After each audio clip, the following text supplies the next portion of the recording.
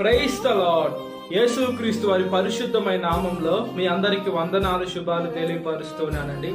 యిర్మీయా గ్రంథం 1వ అధ్యాయం 19వ వచనం. నిన్ను విడిపించుటకును నేను నీకు తోడై ఉన్నందున వారు నీ పైన విజయము పొందచాలరు అని దేవుని వాక్యం సెలవిస్తుందండి.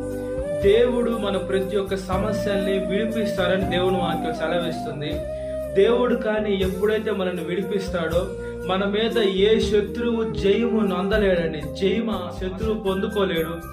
దేవుడు కానీ జయం ఇస్తే మనతో శాశ్వతంగా ఉంటుంది. లేదా ఈ లోకంలో మనుషుల ద్వారా మనం జయం పొందుకున్నాం, లేదంటే సాతాను ద్వారా మనం జయం పొందుకున్నాం. ఈ లోకంలో ఏ రూపాన్ని పొందుకున్నా కూడా అది జయం అయినా కూడా అది అపజయంగా మిగిలిపోతుందండి. దేవుడిచ్చే జయము శాశ్వతంగా ఉంటుంది. అందుకనే దేవుని వాక్యం సెలవిస్తుంది. దేవుడే మనతో ఉండి జయాన్ని ఇస్తానని దేవుని వాక్యం సెలవిస్తుంది. దేవుడి వాక్యము రెండంచులు కానీ ఖడ్గం అండి. అది చెప్పే వారికి వర్తిస్తుంది, వినేటువంటి బిడ్డలకు కూడా వర్తిస్తుంది. అయితే దేవుని వాక్యము ఎవరికి వచ్చినో ఓన్లే దైవములని కూడా దేవుని వాక్యం సెలవిస్తుంది.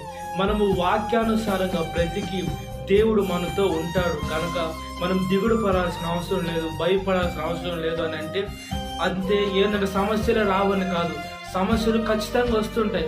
దేవుని నమ్ముకున్న ప్రతి ఒక్క మనుషులకి అన్యుల కాడికి ఎక్కువ సమస్యలు వస్తాయి. అయితే దేవుని బట్టి సంతోషించాలంటే దేవుడు మనకు ఉన్నాడు. దేవుడు మన ప్రతి ఒక్క సమస్యలు ఆయన మనకు అండగా ఆధారంగా ఉన్నాడు. మన ప్రతి ఒక్క బాధలో ఆయన ఉన్నాడు. మన ప్రతి ఒక్క వేదనలో ఆయన మనతో ఉండి మనకు ఓదార్పునిస్తున్నాడని దేవుడి మన తండ్రిగా మనం ఆయన నియమించుకొని మొట్టమొదటి స్థానం మనం ఎప్పుడైతే దేవునికి సమర్పిస్తుంటామో దేవుడు మన ప్రతి ఒక్క బాధలు తీసివేస్తారని దేవుని వాక్యం స్పష్టంగా సెలవిస్తుందండి.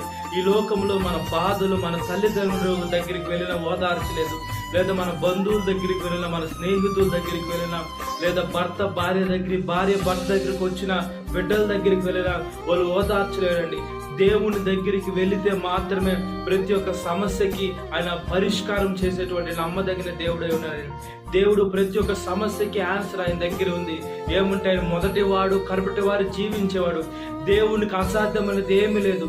ఈ లోకాన్ని తల్లకిందులు చేసే శక్తి కూడా దేవునికి ఉంది. కాబట్టి దేవుని బిడ్డలుగా మనం ఎప్పుడైతే జీవిస్తామో దేవుని తోడు మనకుంటే మనకు విరోధి ఎవరని కూడా దేవుని వాక్యం సెలవిస్తుంది. కాబట్టి మనం ఆయన వాక్యానుసారంగా బ్రతుకున్నట్లుగా ప్రార్థన. మహాపరిశుద్ధాత్మదేవ, మా ప్రియ పరలోకపు తండ్రి, మీ తోడును మాకు దయచేయమని అడుగుచున్నానయ్యా.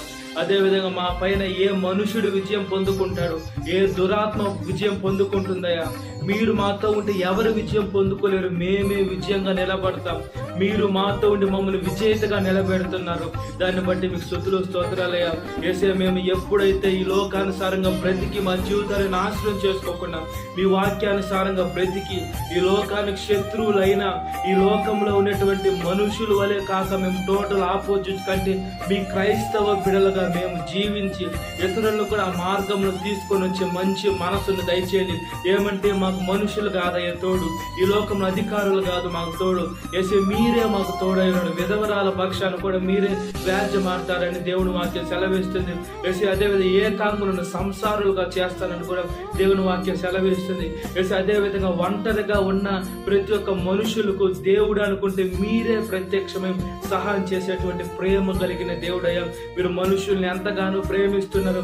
అయితే ఆ మనుషుల ప్రేమని రుచి చూడకుండా ఈ లోకంలో వెతుక్కుంటున్నారయ్యా ప్రేమల్ని. వీళ్ళు ప్రేమిస్తారా, వీళ్ళు ఇస్తారా ప్రేమనని, అవన్నీ వ్యర్థం. కాబట్టి మీ వాక్యానుసారంగా బ్రతికే మంచి మనసును దయచేయండి. సాతాను శోధన ప్రతి ఒక్క బిడ్డను విడుదల దయచేయండి. ఈ వాక్యం వింటున్న ప్రతి ఒక్క బిడ్డని పేరు పేరు వచ్చిన జ్ఞాపకం చేసుకోండి. ఈ దినకాలపు దీవెనతో నింపమని నజరేయుడైన యేసుక్రీస్తు వారి పరిశుద్ధమైన నామములో మిక్కిలి వినతులు అడుగుచున్నాను నా పరలోకపు తండ్రి. Amen. Praise the lord. God bless you. Have a great day.